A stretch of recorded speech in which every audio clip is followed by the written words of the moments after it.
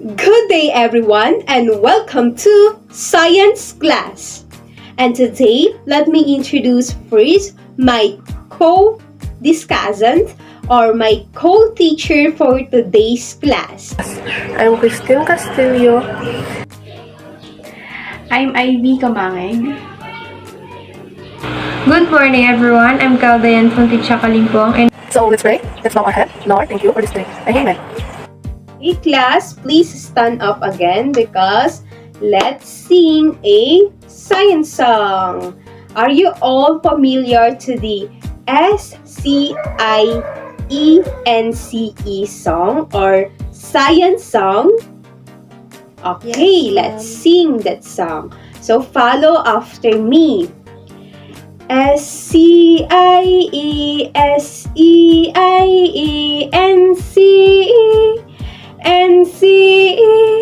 Science is a subject, interesting subject. Let us explore, let us know, let us grow. So, let's sing again.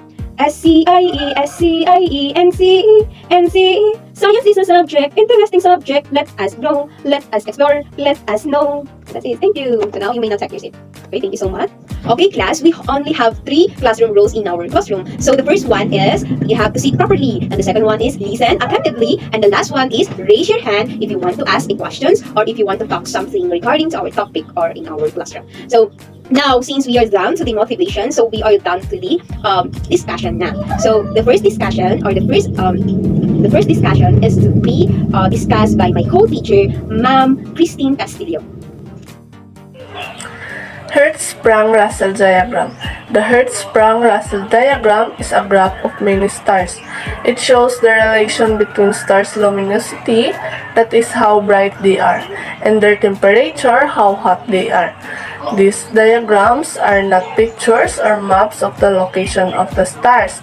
Rather, Hertzsprung-Russell diagrams plot each star on a graph measuring the star's brightness versus its temperature. Hertzsprung-Russell diagram are also called HR diagram or HRDS. You can see an example of a Hertzsprung-Russell diagram to the right. This diagram is based on measurement from 23,000 stars in our Milky Way galaxy. So the Hertzsprung-Russell diagram or HR diagram is a graphical tool that astronomers use to classify stars according to their luminosity, spectral type, color, temperature, and evolutionary sequence according to their mass. And HR diagrams are valuable because they reveal important information about the stars plotted on them.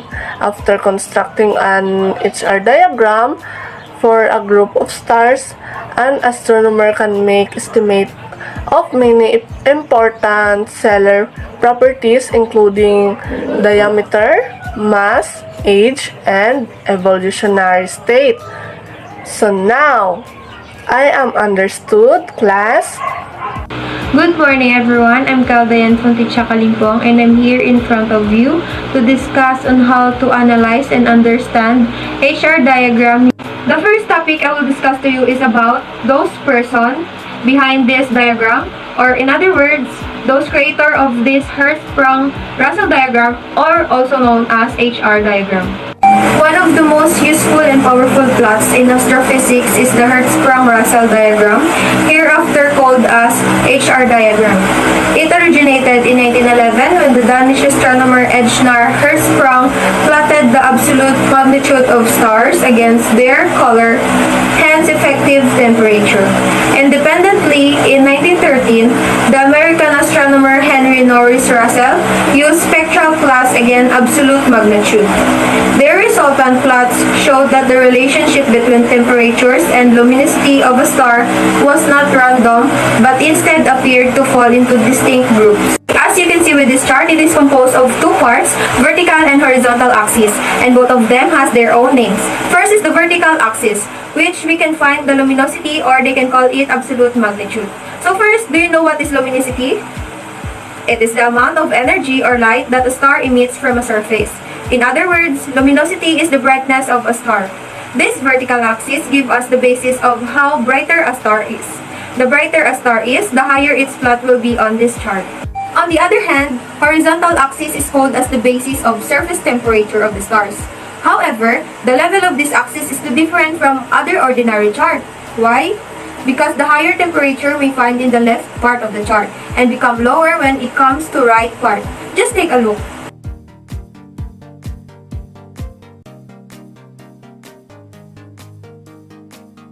In general, the temperature of the star relates to its color. At the top of the chart, along with the temperatures, are called as spectral classes. The hottest stars are blue to white or class O. Those in the middle temperature are identified as yellow or class G, and the coolest ones are red, or we can call it class M. Of course, when we say coolest about stars, we must realize the lowest temperature for a star is almost 5,000 degrees Fahrenheit. As a matter of fact, when Hertzsprung-Russell diagram were developed in the early 1900s, astronomers did not know how to find out the temperature of the stars. The first diagrams plotted stars' absolute magnitude, where adding 1 meant to the brightness would go down by about 2.5 times, against the color, represented by the spectral classes from blue, white to red. And this is the end of my discussions. I hope you have learned something new from me and from my discussions. Thank you. Region with many stars. As you can see, stars tend to fall only into certain regions of diagram when graphed in this way. All stars in a given area of Hertzsprung-Russell diagram share similar luminosities and temperature. The main region where stars appear is the diagonal curved line, going from the upper left or hot and bright to the lower right or cooler and less bright. This is called the main sequence. Above the main sequence is another region containing the red giants. Below is a curved line representing the white dwarfs. This collection of stars by brightness and temperature are important when talking about stellar evolution. In general, stars are created in the main sequence. Of course, when we say in the main sequence, we really mean having a brightness and a temperature that causes them to be plotted within the main sequence on a Hertzsprung-Russell diagram. After billions of years, they expand into red giants. Then after another 1 or 2 billion years, they shrink into white dwarfs.